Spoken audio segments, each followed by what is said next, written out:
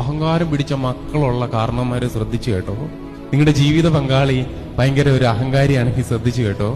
എവുപ്രാസ്യാമ്മ ശിക്ഷണം നൽകിക്കൊണ്ടിരുന്ന അവിടുത്തെ സിസ്റ്റേഴ്സ് ആകാൻ വന്ന കുട്ടികളിൽ ഒരു പെൺകുട്ടി ഭയങ്കരമായി ദൈവനിന്ദ കാണിക്കുന്നവളും എതിർ ചിന്തയുള്ളവളും അമ്മയെ നിന്ദിച്ച് സംസാരിക്കുന്നവളുമായിരുന്നു. അമ്മയ്ക്ക് ഭയങ്കര സങ്കടമായി. പരിശുദ്ധ അമ്മയോട് ചോദിച്ചു, സ്വർഗത്തോട് ചോദിച്ചു. സ്വർഗം സംസാരിച്ചുകൊണ്ടിരിക്കുന്ന അമ്മയാ. പറഞ്ഞു, ഞാൻ മടുത്തു ഈ കൊച്ചിനെ കൊണ്ട്. അവൾക്ക് ഞാൻ പല രീതിയിൽ ശിക്ഷണം കൊടുത്തു നോക്കി, ഒന്നും ഏക്കുന്നില്ല, എന്ത് ചെയ്യും? ഉടനെ പരിശുദ്ധ അമ്മ പറഞ്ഞു, എവുപ്രാസ്യേ, നീ ആ കൊച്ചിന്റെ തലയിലോട്ട് നോക്കി.